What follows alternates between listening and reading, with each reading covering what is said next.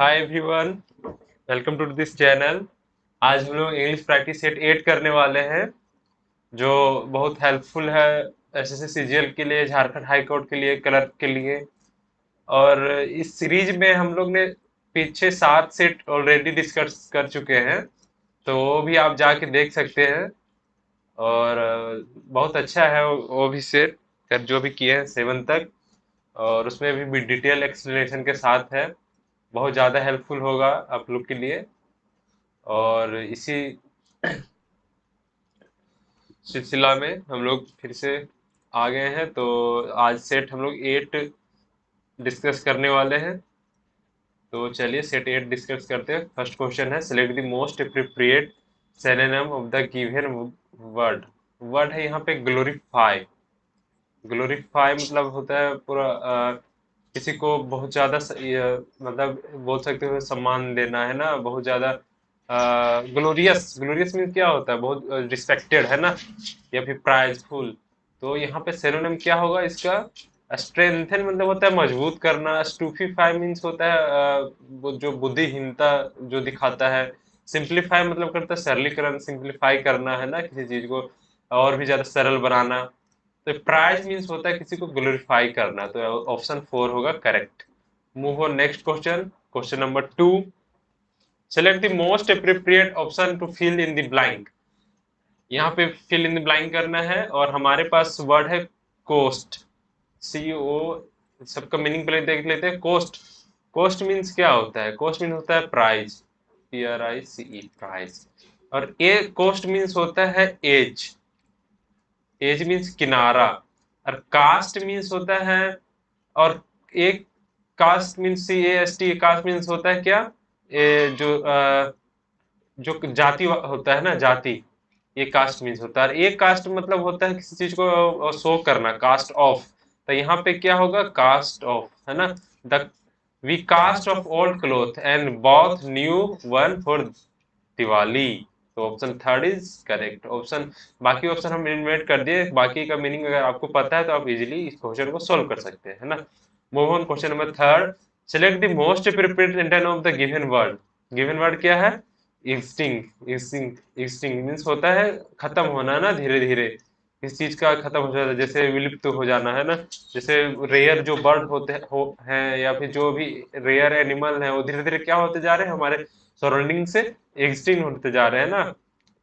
तो most improved synonym होगा वेनिस्ट, means होता है खत्म हो जाना, किस चीज का कम होना धीरे धीरे, है ना, वेनिस्ट। लिविंग तो जिंदा, एक्टिव मतलब फुर्तीला एकदम, वाइब्रेंट मतलब भी सिनोनिम ही है एक्टिव का, वाइब्रेंट, है ना, तीव्र पूरा। तो एक्सटिंक्ट का जो सिनोनिम होगा वो होगा, क्या होगा? वेनिस्ट। Option 1 is correct. और एक इंफॉर्मेशन देना चाहते हैं हम कि इस चैनल में हमारा ये जीएस का और इंग्लिश का तो चल ही रहा है, जीएस का भी चल रहा है, वो भी जाके देख सकते हैं प्ले लिस्ट में। फिर मैथमेटिक्स का भी प्रैक्टिस सेट करा रहे हैं संदीप सर, वो भी आप जाके देख सकते हैं ना। Move on question number fourth, select the most appropriate option to fill in the blank. फिर से फिल इन द ब्लैंक का क्वेश्चन है, stories of dolphin saving human lives throughout the story. जो स्टोरीज है कि dolphin human को बचाया करती थी, वो पहले हिस्टोरी मतलब पहले से भी अभी चला आ रहा है। मतलब वो कहावत है कि हाँ, ह्यूमंस को डॉल्फिन बचाया करती थी, लेकिन वो पास्ट में था और अभी भी चल ही रहा है ना। तो हम ये किस में आ जाएगा? ये आ जाएगा आपका प्रेजेंट परफेक्ट टेंस में। तो प्रेजेंट परफेक्ट टेंस में क्या होगा? हैव बीन सैड तो नहीं होगा, हैव बीन टोल्ड होगा यहाँ पे, क्योंकि वर्ब बीन के बाद वर्ब का क्या होगा? थर्ड फॉर्म होगा। तो have been told throughout the story, ना कि टोल्ड पास्ट में आ जाएगा। फिर ये पास्ट परफेक्ट में, पास्ट परफेक्ट नहीं है ये, है ना। ये अभी भी कहावत बोला जाता है, या फिर अभी भी डॉल्फिन बहुत इंटेलिजेंट माइंड की होती है ना, बहुत ज्यादा इंटेलिजेंट दिमाग होता है। तो जो भी हम इंस्ट्रक्शन देंगे उसको, जो भी हम उसको इंस्ट्रक्ट करेंगे वो सीख जाती है। तो option 2 is correct. Move on question number 5th. Select sentence or paragraph are given below in jumble order. Arrange the sentence in the correct order to form a meaningful and coherent paragraph. Meaningful order में हमें arrange करना है। तो पहले हम इसमें option देख लेते हैं। फर्स्ट का डी है, सेकंड का ए है, थर्ड का बी है, फोर्थ का सी है। मतलब यहाँ पे हमें सब ऑप्शन पढ़ना पड़ेगा और ऑप्शन में भी सब दिया हुआ ए बी सी डी। तो फर्स्ट हम पढ़ते हैं, पहले फर्स्ट में क्या गिवन है देखते हैं, है ना। फर्स्ट में है Louis was enthralled by concept of a raise dot system. Louis एक है, वो क्या था, इंथ्रोल्ड है। इंथ्रोल्ड मतलब बहुत ज्यादा खुश होना, by the concept of raise dot system. जो राइज डॉट सिस्टम था, जिसे जो किसके लिए यूज होता है राइज डॉट सिस्टम, जो देख नहीं पाते हैं ना, है ना। तो लुइस से ये बोला है, लुइस के बारे में बता रहा है। फिर बोला he made up his mind to use the technique to represent alphabet code. यहाँ पे किसके बारे में ही बोला गया ही, यहाँ पे लुइस को ही यहाँ प्रोनाउन ही बोला है, ही मेड। फिर देखो सी में blind person could read large letter book that are bulky with the head of the alphabet. यहाँ पे भी किसी का नाम नहीं आया है। And additionally he developed 6 dot cell technology which was at his fingerprint. देखो ही कौन है, ये वही लुइस है। तो ए के बाद बी आएगा और डी भी आएगा। तो ए के बाद बी डी कहाँ है, ए के बाद बी डी यहाँ भी नहीं है, यहाँ है ए के बाद बी डी, हाँ यहाँ के बाद ए के बाद बी डी है, ए के बाद बी डी यहाँ भी नहीं है, ए के बाद बी डी यहाँ भी नहीं है। तो जो हमारा करेक्ट निकल के आ रहा है वो ऑप्शन 2 निकल के आ रहा है। जैसे Louis was enthralled the concept of raise dot system. फिर बी में पढ़ो he made his mind to use this technique to represent alphabet code. जो ये राइज डॉट सिस्टम है, तो फिर ये अपने माइंड को मेकअप किया, माइंड को मतलब बोला कि हाँ ये टेक्निक हम यूज करते हैं अल्फाबेट कोड के लिए, है ना। कि ये लुइस ब्रेल की बात हो रहा है ना, क्योंकि उन्होंने ही ये ब्लाइंड के लिए क्या जो डॉट होता है राइज डॉट सिस्टम, उनका इन्वेंशन किया था, है ना। तो ए के बाद फिर सी देखो, blind person could read large letter book that are bulky with the aid of this alphabet code.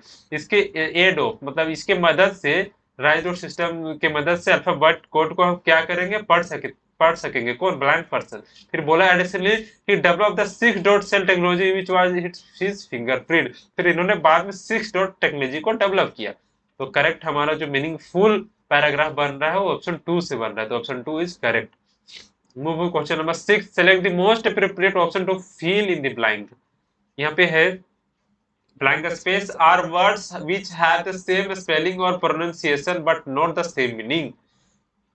मतलब क्या है, स्पेलिंग सेम होता है, सेम स्पेलिंग, और प्रोनाउंसिएशन प्रोनाउंसिएशन भी सेम होता है, लेकिन वो मीनिंग सेम नहीं होता है ना, मीनिंग अलग आता है। तो इसे हम क्या बोलेंगे कि जिसका मीनिंग सेम क्या होता है, अलग होता है, बाकी देखने में कैसा होता है। देखो एंटोनिम हो गया तो अपोजिट वर्ड हो जाता है, अपोजिट। एंटोनिम मींस अपोजिट, है ना।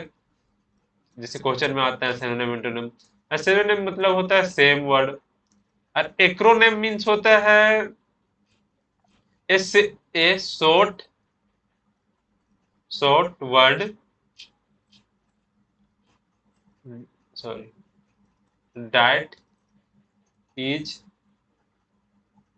that is made from the first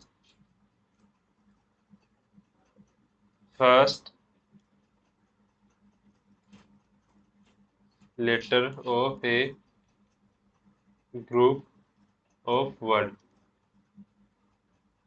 acronym means होता है किसी चीज का किसी वर्ड का संक्षिप्त रूप, छोटा सा रूप, है ना एक्रोनिम।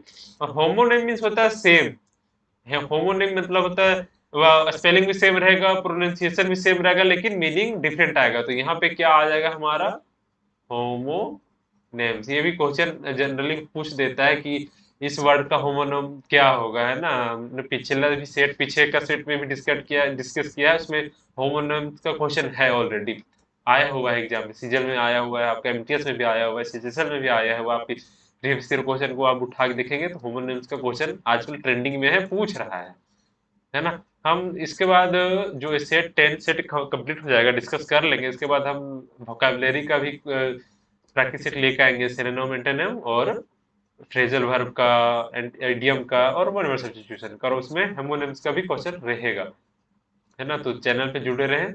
और एक और आपसे अपील है, अगर अच्छा लग रहा है वीडियो को तो लाइक करें, हाँ, और शेयर भी करें। Move question number 7, select the option that express the given sentence in the passive voice. Passive voice में हम क्या करना है, कन्वर्ट करना है। The each member of the literary colour submitted, submitted यहाँ देखो कलर V2 फॉर्म में आया, इंडिफिनिट में है तो वाज बार में चेंज होगा, various literary work for this magazine. तो देखो वेरियस लिटरेरी वर्क क्या हो जाएगा, हमारा सब्जेक्ट होगा, और ये इंडिफिनिट में है तो वाज बार में चेंज होगा, ना कि हैड बीन में। तो हैड भी तो कलर कट जाएगा, तो ऑप्शन 2 कट गया हमारा। और ये तो आपका कंटिन्यूस में है, आर में है, तो ये भी नहीं होगा, तो 4 भी कट गया। अब यहाँ पे वर्क है तो प्लूरल आएगा, और बीइंग नहीं आएगा क्योंकि यहाँ आईएनजी फॉर्म में नहीं है, कंटिन्यूअस में ये हमारा टेंस, ये जो लाइन है वो नहीं है, तो बीइंग तो भी नहीं होगा वर्क के बाद। वर्क के बाद तो वर्क के बाद आएगा V3, तो V3 हमारा यहाँ है, various literary work were submitted by each member of the literary club of for the magazine, तो option 3 is correct. Move on question number 8, select the grammatical correct sentence. यहाँ पे ग्रामेटिकल करेक्ट सेंटेंस हमें find करना है, तो कौन होगा। It was the hectic day for Susan with a lot of purses and the couple of meeting. देखो hectic day, the hectic यहाँ पे बोला गया है, डिफिनिट आया है आर्टिकल, लेकिन डिफिनिट आर्टिकल नहीं होगा। हेक्टिक डे तो पता नहीं है ना कौन सा हेक्टिक डे होगा, कौन सा डे को हेक्टिक डे ये बोल रहा है, तो यहाँ पे इंडिफिनिट ही होगा, तो ये तो कट गया। यहाँ पे ए इंडिफिनिट, ये हेक्टिक डे यहाँ पे है, यहाँ भी सही है, यहाँ भी सही है। For Susan with the lot of purchase, यहाँ पर भी लॉट ऑफ परचेज, यहाँ पे पूरा डिफिनिट नहीं बताया गया कि क्या क्या परचेज किए, बस बोला गया लॉट ऑफ परचेज, तो यहाँ पे भी हमारा इंडेफिनिट आर्टिकल आएगा, तो इंडेफिनिट आर्टिकल यहाँ भी नहीं है ना, यहाँ है, यहाँ पे है, तो ऑप्शन 4 जो हमारा होगा करेक्ट होगा। फिर है and couple of meeting, couple of meeting मतलब यहाँ पे दो भी, तीन भी, दो किया होगा, तीन भी किया होगा, पता नहीं कितना मीटिंग किया, तो ये भी इंडेफिनिट आर्टिकल आएगा। तो यहाँ पे जो करेक्ट मीनिंगफुल, जो करेक्टली सेंटेंस होगा, करेक्टली ग्रामेटिकली करेक्ट सेंटेंस जो होगा वो 4th होगा। It was a hectic day for Sushan with a lot of purchase and couple of meeting. Sushan के लिए हेक्टिक डे था पूरा, क्योंकि उसने बहुत लॉट ऑफ परचेस किया है ना, शॉपिंग किया, फिर मीटिंग भी हुआ की वो, तो करेक्ट ऑप्शन होगा 4th। Move on question number 9th, select the most appropriate synonym of the underline word. Synonym find करना है अंडरलाइन वर्ड का। The boxer showed audacity by the agreeing to fight the champion. Audacity, audacity मतलब होता है करेज दिखाना है ना, पूरा बोल्ड करेज। तो डिस्पर्शन मीन्स होता है बिखर जाना, लाइट का डिस्पर्शन होता है, ये तो नहीं होगा। ऑनेस्टी ईमानदारी, ये भी नहीं होगा। रिपार्शन, ये नहीं होगा। इसका मीन्स होता है, रिपार्शन मीन्स होता है अमेंड कर रहा है ना, अमेंड, किसी चीज को सुधार करना, जैसे अमेंडमेंट बिल होता है ना, अमेंडमेंट बिल आता है हमारा संसद में रिप्रेजेंट होता है, तो अमेंड करना। रिपरेशन मीन्स होता है अमेंड करना। और डिस्पिरेशन मीन्स होता है सैडनेस, है ना, सॉरी, सैडनेस, निराशा, है ना। और डिस्पर्सन मीन्स होता है लाइट का स्कैटर होना, इसके मीन्स होता है सैडनेस। और करेज, यहाँ पे आपका सिनोनिम होगा करेज। ऑडेसिटी मीन्स होता है करेजियस पर्सन, ऑडेसिटी बॉक्सर, जो क्या शो क्या किया, क्या करेज शो किया ना, by agreeing to fight the champion. Move question number 10th, select the most appropriate meaning of the given idiom. Idiom क्या है हमारे पास, out of the blue. Out of the blue का मीन्स होता है अनएक्सपेक्टेडली, मतलब बिना एक्सपेक्ट किए हुए किसी चीज का हो जाना। तो अनकंसर्न मतलब ये तो नहीं होगा, अनकंसर्न मतलब बिना चिंता किए हुए, ये तो नहीं मीनिंग आ रहा है। अनडाउटली मतलब कोई डाउट किए बिना। अनएक्सपेक्टेडली, हाँ ये मीनिंग आ रहा है कि बिना एक्सपेक्ट किए हुए किसी चीज का हो जाना, तो उसी को हम मीडियम में बोलते हैं out of the blue. Unbelievably means होता है कि अविश्वसनीय, है ना, तो ये तो नहीं होगा। करेक्ट ऑप्शन जो होगा वो 3rd।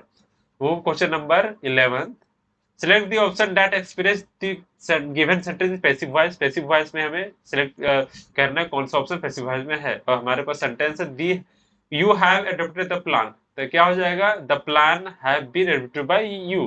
The plan has been, being तो नहीं होगा, है ना, क्योंकि ये आपका आईएनजी में है ही नहीं।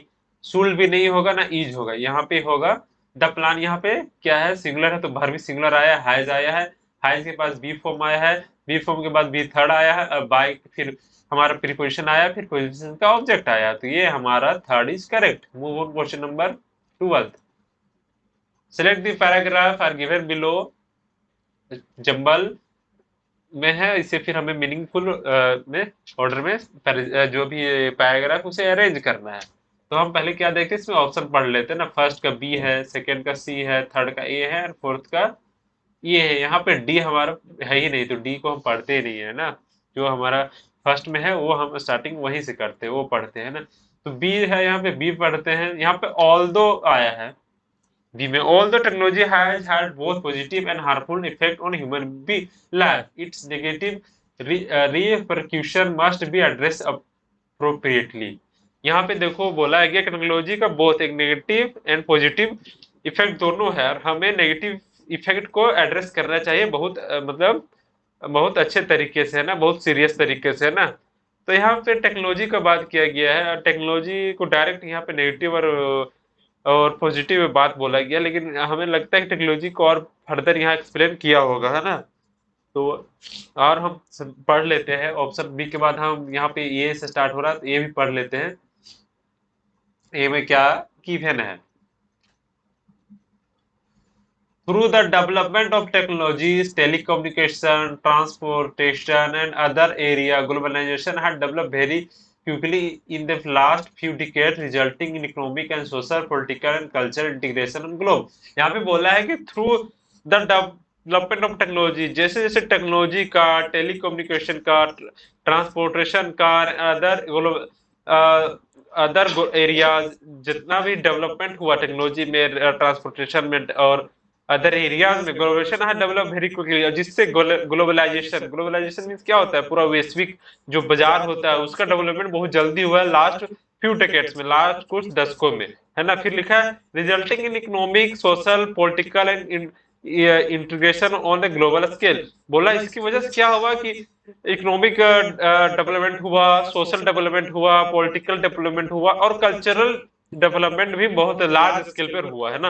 तो यहाँ पे ये इंट्रोडक्टरी, ये हमारा सेंटेंस हो सकता है जो इंट्रोड्यूस कर रहा है पूरा पैराग्राफ का, जो ग्लोबलाइजेशन के बारे में बता रहा है कि ग्लोबलाइजेशन कैसे मतलब ग्रो हुआ, और ग्रो होने से क्या क्या हुआ, है ना। टेक्नोलॉजी, टेलीकम्युनिकेशन, ट्रांसपोर्टेशन से ग्लोबलाइजेशन हुआ, और ग्लोबलाइजेशन होने से है क्या बढ़ा? पॉलिटिकल, कल्चरल और इकोनॉमिक इंटीग्रेशन हुआ। तो ये हम यहाँ पे रख सकते हैं, है ना। इसके बाद हम सी पढ़ते हैं, क्योंकि यहाँ सी से भी स्टार्ट हो रहा है। Globalisation had made significant contribution to economic all across the world. यहाँ पे बोला है globalisation made significant positive contribution to the economic all across the world. यहाँ पे ग्लोबलाइजेशन को यहाँ पे बोला गया कि पूरा वर्ल्ड में एक पॉजिटिव क्या पॉजिटिव इफेक्ट किया है ना, पॉजिटिव इफेक्ट डाला है। देखो यहाँ पे सी के बाद यहाँ पे पॉजिटिव इफेक्ट का बात किया गया है ना, significant made significant positive effect all over the global. और यहाँ पे सी के बाद यहाँ पे ऑल दो फिर बोला गया technology have both an positive and harmful effect. तो हमारा यहाँ सी के बाद बी आना चाहिए, है ना। सी के बाद बी कहाँ पे है? सी के बाद बी यहाँ भी है, सी के बाद बी यहाँ यहाँ तो नहीं है तो ऑप्शन कट गया। सी के बाद यहाँ भी है टू में, और सी के बाद बी यहाँ टू थ्री में भी है, और सी के बाद यहाँ बी फोर्थ में है। लेकिन जो स्टार्टिंग हो रहा है हमारा जो भी पाएगा वो यहाँ एक यहाँ से नहीं हो रहा है। ग्लोबलाइजेशन को यहाँ एक्सप्लेन किया है ना through the development of technology. तो जो भी स्टार्टिंग हमारे पास जो भी सेंटेंस होगा वो ए से स्टार्ट होगा, ना कि सी से। तो सी से थ्री से स्टार्ट हो रहा है, फोर से स्टार्ट हो रहा है। तो और ये के बाद यहाँ भी सी आ रहा है, और ये के बाद सी आ रहा है, तो पक्का हो गया कि ये के बाद क्या आएगा? सी ही आएगा। अब हमें देखना है कि सी के बाद बी आएगा या सी के बाद डी आएगा। तो सी के बाद देखो पढ़ते हैं यहाँ पे, globalisation has made significant positive contribution to the economic all across the world. Globalisation से एक पॉजिटिव कंट्रीब्यूशन हुआ है पूरा ऑल ओवर द वर्ल्ड में। फिर लिखा है for example science and technology had made remarkable start providing business with a fantastic opportunity to expand quickly और even outside of the nation. फिर यही इसी को फर्दर एक्सप्लेन किया कि क्या क्या फर्दर जो कंट्रीब्यूशन हुआ है ग्लोबलाइजेशन का, उससे क्या फायदा हुआ है। यहाँ पे लिखा है फॉर एग्जांपल जैसे में साइंस में या टेक्नोलॉजी में एक रिमार्केबल स्ट्राइड हुआ है, स्ट्राइड मतलब डेवलपमेंट हुआ है, प्रोवाइडिंग बिजनेस, जैसे बिजनेस में बहुत ज्यादा जो बिजनेस में बहुत ज्यादा टेक्नोलॉजी का यूज हुआ। फिर फैंटेस्टिक जो मतलब यूज हुआ है, अपॉर्चुनिटी जो एक्सपेंड हुआ है। तो सी के बाद डी आएगा, सी के बाद डी यहाँ नहीं है, सी के बाद डी यहाँ फोर्थ में, तो option fourth is correct, meaningful पूरा आ रहा है। Move on question number 13। ये फिर से पैराजम्पल का क्वेश्चन है, तो हम पहले ऑप्शन देख लेते हैं। फर्स्ट में ऑप्शन ए है, सेकंड में भी ये है, थर्ड में ये है, फोर्थ में डी है, मतलब यहाँ बी और सी पढ़ना ही नहीं है। तो हम कहाँ से पढ़ते हैं? ये से पढ़ते हैं ना, क्योंकि फर्स्ट ऑप्शन में ये ही गिवन है।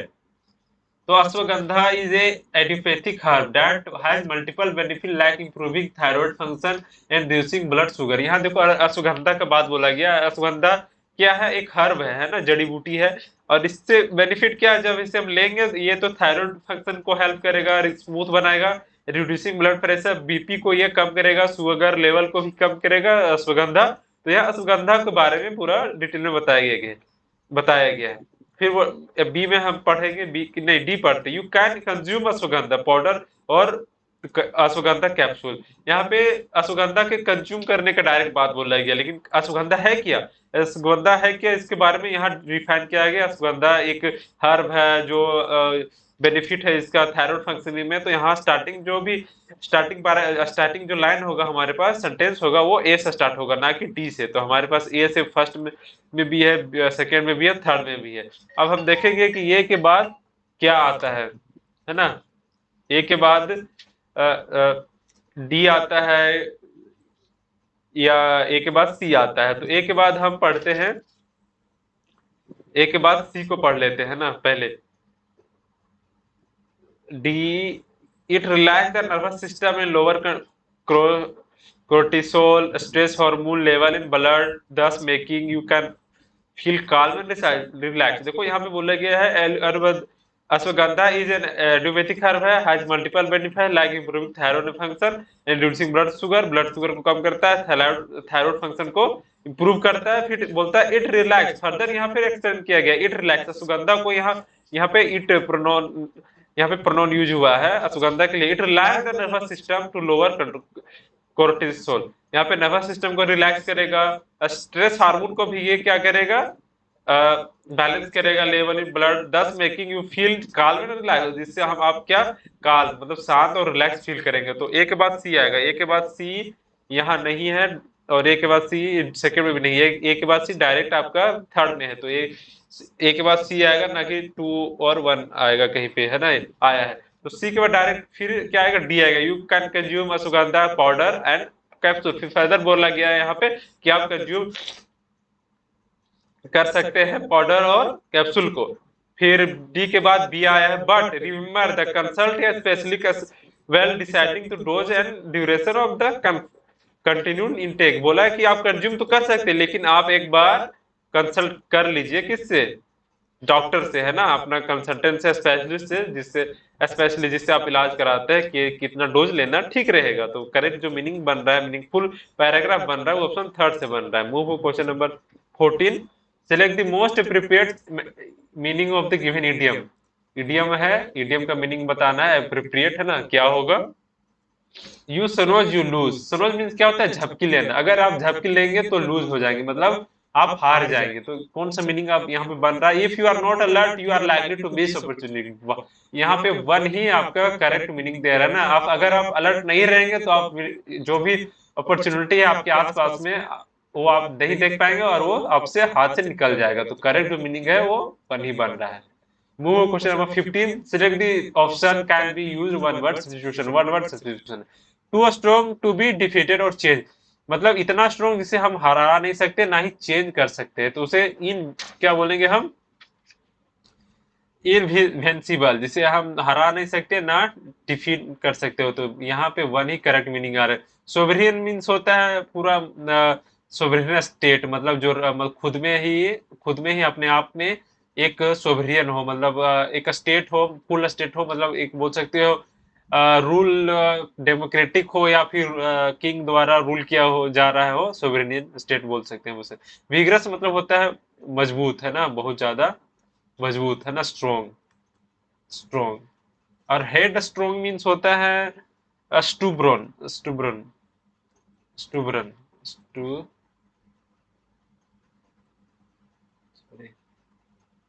स्टू ये बी है, थोड़ी फिर से लिख देता हूँ मैं, STUPER।